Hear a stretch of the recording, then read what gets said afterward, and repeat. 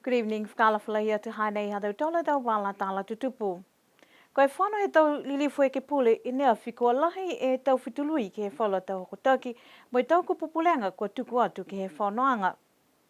Lahi longa e tau whakatutalanga fōki ke he pepa hokotaki he whahi papiliki ke lata ia mo I tau ua awhi hong fulmataha ke he ua awhi hong fulmaua. Ko e tau kiskisianga ke he tau ngahua, mo atu ke tau masini whahinga hua, tau whahinga hua asi hake, mo atu ke tau pala tu he motu, mo e whalo whakaholoanga kua whakatokatoka ke lata mo e ngahuanga he whahinga hua. Pehe e ki pule he whahinga hua, koe tau tupe he tau lilifu e whanoanga me tau tangata he motu, hane whai lali alo tolu ke langmatai ki ai. Ka koe lai he mule he whalo tau mangaho, he whalo whakaholoanga ha koe tau tupe, kua lata ke moa ke whangahua ke tau ngahua, mo whakatau whoki, whalo tau koloa. Pihia whoki ke he whakaholoanga ke he tau ngahua, ko whiwhile tau tangata ke tau kitaki kei, kua nā kai mahino ke he whanoanga koe toko whiha lau tolu nei, ki loto he whakatuwhono kua ngahua, ke he tau whakaholoanga ko whakatupe mai whawho pihia mai whakatuwhono niue. Ka taha e whakatutalanga kua whaimana tu toko longa ki ai, ko e kupupulenga, he lilifu e ke pule motu ko Crossley tātui. Ne pē kua lata ke whailang matai e whakatuwhono ke ua tau tongi tuku hau e tau koloa ke tau sea ke tau whale no nofo halau tole tau mga whawa poke hā tangata ko whiwhili ke liliu o ke liu mai whakausi ki he motu. Whala tau lilifu he whono e ke pole kua o moe tau matakupu nei pehe alo tolu o moe alo tolu ke matakupu nei kai kua lata ke whai ono-onoanga whakamua e whakatuwhono ke alo tolu nena nofe motu ke lang matai mua ke tau mena pehe nei ta ono anoa tu ke lang matai mai whafo. Pehe lilifu ko Crossley tātui, ko e kakano he hana kupupulenga ke whakalaulahi e ono-onoanga he tau lilifu mo tau tangata he motu ke asi hakeanga he motu. Ko e mena tuai nia ia ke tause ko e lang matai whakamua lau tolu na nof ke motu ka kua lata ke ono-ono whakalaulahi ke whakahoho alo tolu mai whafo ke liliu mai ke asi hake motu. Koe whahi kua ono-onoa ia ki ai, koe puki tangata, kua tunga ko mawhisi lahi ke he tau tālanganga he tau ngahua, tau koloa mai whalu mena whoki ka kua kūlahi e puki tangata he motu. Koe tupe hana he talhaua ia, ha kua kisia e puki tangata, haniwe ne whai tōhe whakahanga, mo atu ke alo tolu e tau mamatua, hane mamoli atu whakahanga, silahi e momoko kua kū e puki tangata he motu. Koe whahi tapu nei kua kawhataha e tau whahi malolo sino mo e whahi ngahua whakakotama ki he tau whakakoanga ki he healthy, po ke health promoting schools. Ko hoko mai whoki toko ue plutu mai he World Health Organization and Secretariat of the Pacific Community ki tau se e tau whakakoanga mō lau tolu ne kua lau lahi tau ngahua ki ai.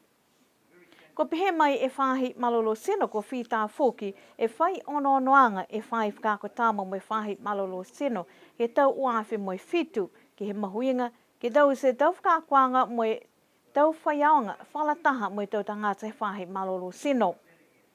Pese ni nā kai koe mena whaua nei ke laita mo tau aonga ko whita ni he kisia e tau whakahoho mo e tau whakakoanga ki he whalo e tau whahi malolo sino ko maike ke tau se whoki e tau kumikumianga mo tau ono-onoanga.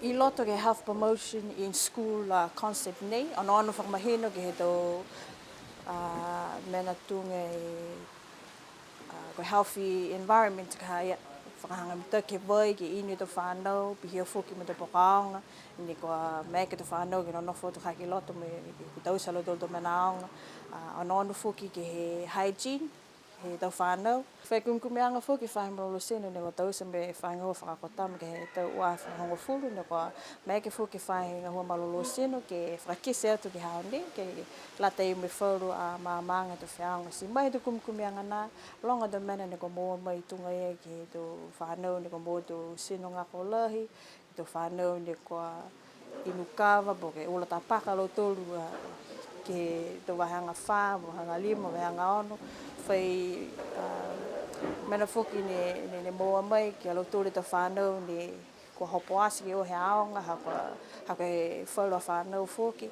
on whai mena foki ni mua mai ke he whaura whanau ni ko mana manatu ke tau panga ha ke whaura tau mena na whaka hangao me hala tole tau mui I loto I whanua aonga si longa da mena ni kwa tupe I foki ke whahe malolo sinu me manako ke whakisi atu ke whahe whakakotama ke kumi foki whaurua puhala. Ko hingo ni tu puhala ni ko mai ke tu whanga hua ni ua ke lang matai ke tu whakawang. Ke lang matai foki ke tu whanau he tu turi mutu. Si nā kai ono ni ke tu whanau, ono foki ke he tu whaiaonga me halau tūra tu puhala ni tuku atu tu whakakwanga ke tu whanau.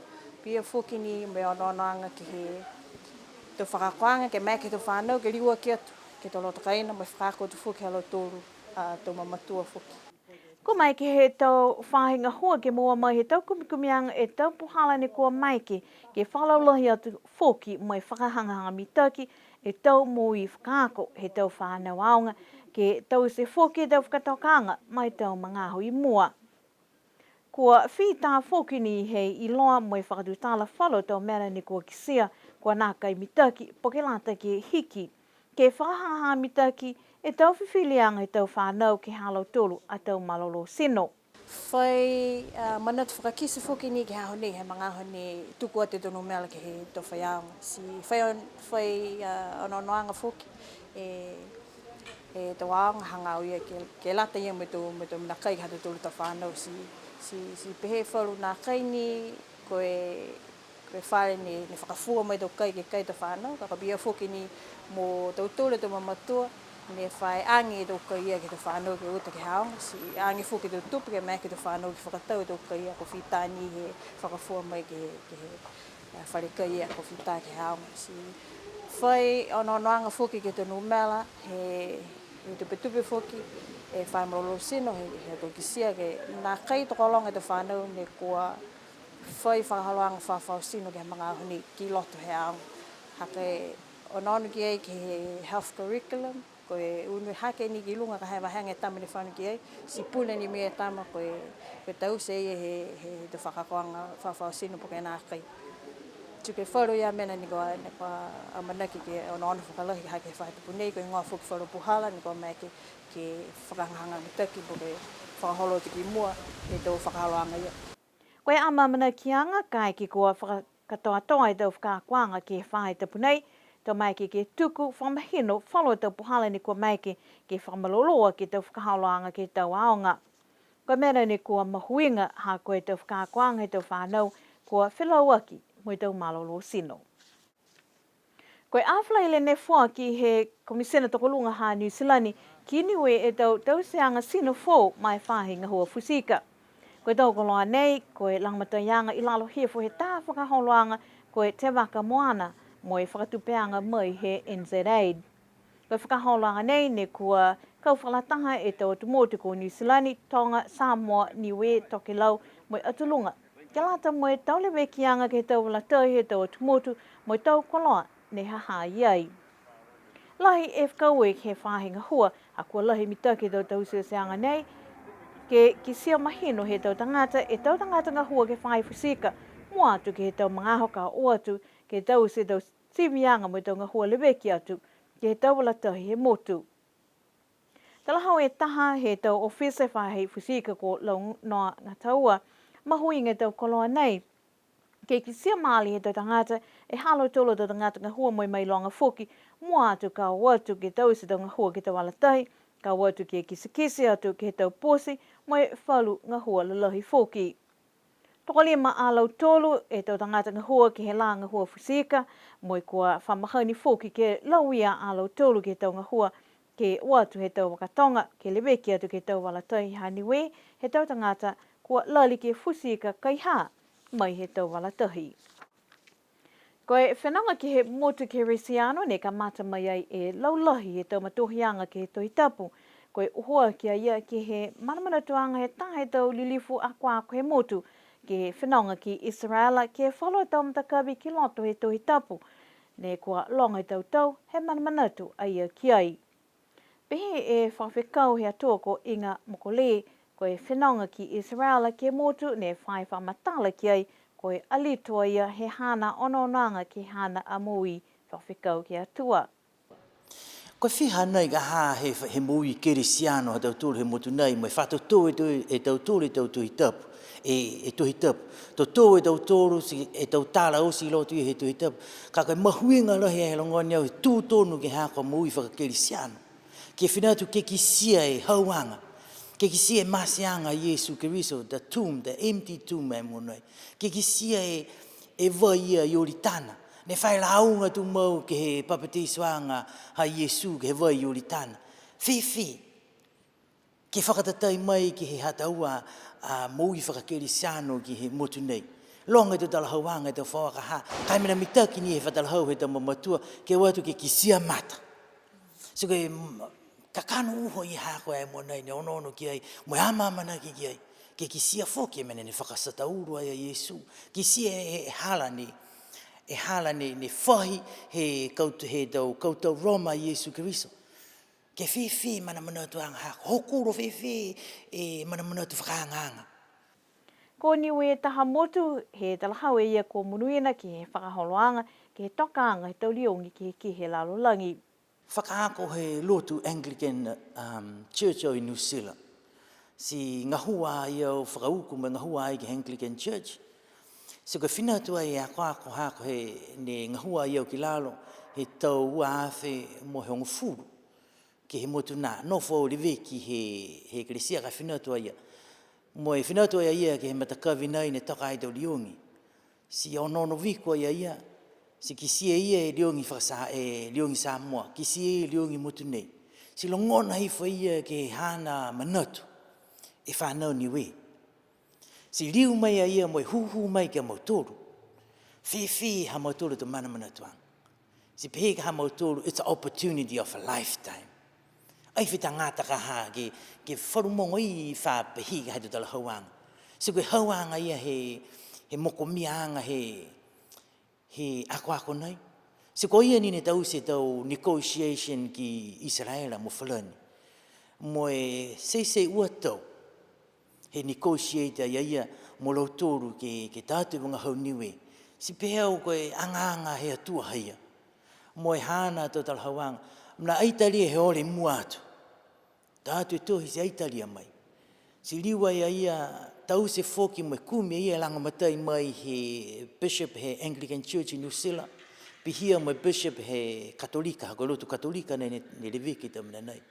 Si tātu ai tau support letters hafo ia. Mo e whai mga hoi si talia mai.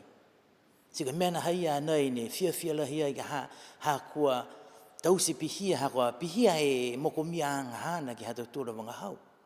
Hako ono fuki ka haia hako whatala maua hi wanga hau niwe hata turu hane mole whakahanga. Si koe tau tupu mai anga ia hako lari ki whakako fuki wanga hau niwe ki loto he gresia mai whakaonga anga he aonga hau tupu. So ke moko mi ang hana heia. Si pehe mai de e tala hauanga koe mga hau whakahiko nei. Ko pātua e matakawia ai riu whokia mga hau he tau liongi ke he kehe ke tuku ki ai. Ka kua whakahataina. Haka mana ko liongi lahi ka ha mauturu ke mo e opportunity nei. Ke lata mo tauturu e tani we. And I can feel humble. Ki he malolo he tangata pālangi nei, he advocate e ia mai oli, ke tangata whakasianga nei. But he doesn't look at us as whakasianga. Pia ia mai tau tangata niwe.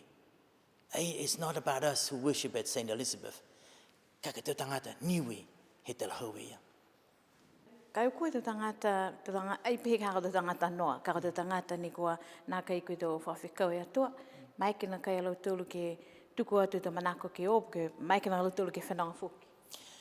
Ai ono whakaekelesia au mo nei, poke ono mata kai ono whakalaulahi au, koe tau tangata osi, ke tau lotu ke he osi, koe tau tangata osi atua.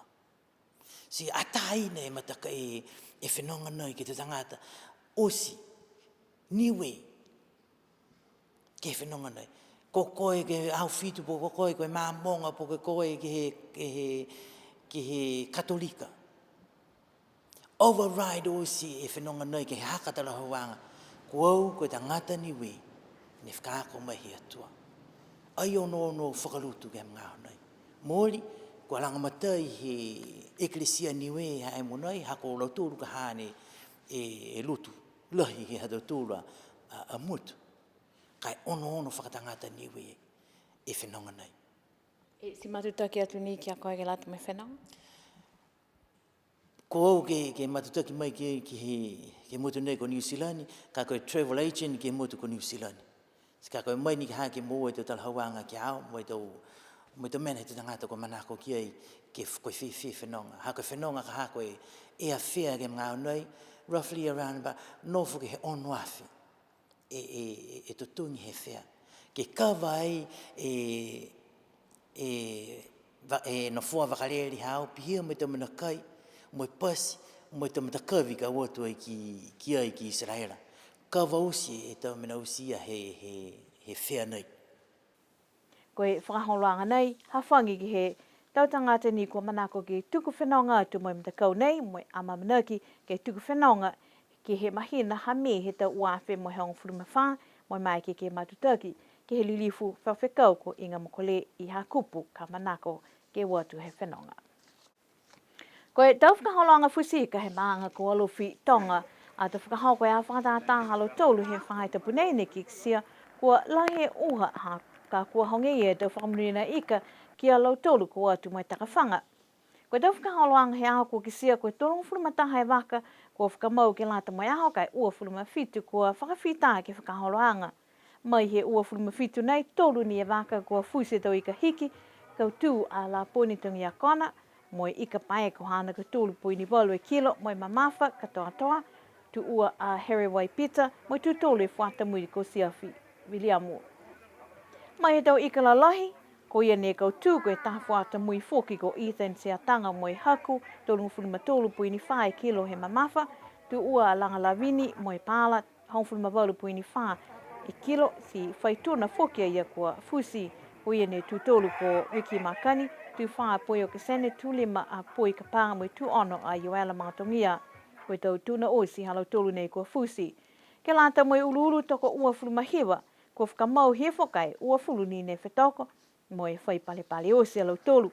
Taha ni em takau ke lata moi tau kupenga, koe tau tangata whanaika, kau tua Jared he kau, moi hong furumaua poi ni ono e kilo he hana tau ika katoa toa, tu ua a Fisiala he kau, wha pui ni 5 kilo, tu tolu a Colin Harding moi tolu pui ni whahiwa e katoa toa he tau ika kua whana ki haho.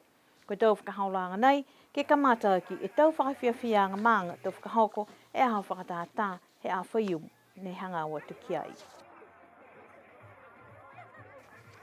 Ke whakahi koe tau wala tala tutupu, kua la he munuina mo e whiawhia e matakaulanga ki mama whahani we ha kua mai ke mō hongo furumataha e whakamai longa ke lata mo tau malolo ki he whetoko Oceania Youth Junior and Senior Championship i Brisbane, Australia. Ne whakahoko ai he aho hongo furumataha ki aho hongo furumawha ia Iulai. Toko li malau tolu e whata mui mai he motu kua tātou e tau tātou e hingoa he kautū ke whakaila ke tau whewa nei. Taha e whai tapu halo tolu he whakako e motu ko New Zealand mai whata ko Danny ne mani to oatu ki Australia. Ko inga se o se lo tolu mai whaiola. Tama a whine mui ko motoria tano mo e ia ua e penicilliva ki fufuta 75 e kilo he mamafa. Taha ke lata mo e Oceania, taha ke lata mo e South Pacific Youth. Ko Malia Vea mo e ia ua e pine apakula ki fufuta 75 ki lunga super heavyweight. Taha e pine mai Oceania, taha ki South Pacific Youth. Tama a whine ko Vitolia Chanel Tawasi, ko moe ia taha e pine apakula ki fufuta 75 ki lunga e mamafa ke lata mai South Pacific Junior. Ko tau whanau tāne ko Jack Felici, ua e pine a Uluhana, taha ki Oceania mo e taha ki South Pacific Junior, mo le lafu ia tufoki, taha e pine apakula ki South Pacific Junior ki tau whanau tāne 75 e kilo he mamafa. Ko Rex Rico Melikitama taha e pine apakula hana ki he tau whanau tāne, taha seo 5 e kilo ki South Pacific Youth. Koe halau tolo tangata whakako ko tēne ne mani ne taha e pine a ulu hana, ke he South Pacific Open po ye champion ke maha nei, le lefia tu foki taha e pini siliva ke lata moe Oceania Open. Koe katoa toa he tau malolo halau tolu hongfuru mataha e pini, tolu e aulo, tolu e siliva moe 5 e pini apakula. Amana ki amtakau, ke liliu mai ki he motu, ke whamatahiku, he whahe tapunei. Ana hado tola dau wala tala tutupu, ke lata ia moe awhia whinei wa ni mo foki, ko e fusi e ka whetoko he dau posi, alo whitonga kua manaki ke whakatoka e puke whakahoko ai he pungi he matahala 5. Ana hado tola dau wala tala tutupu na nafo moe mawhala ki ha whiawhi.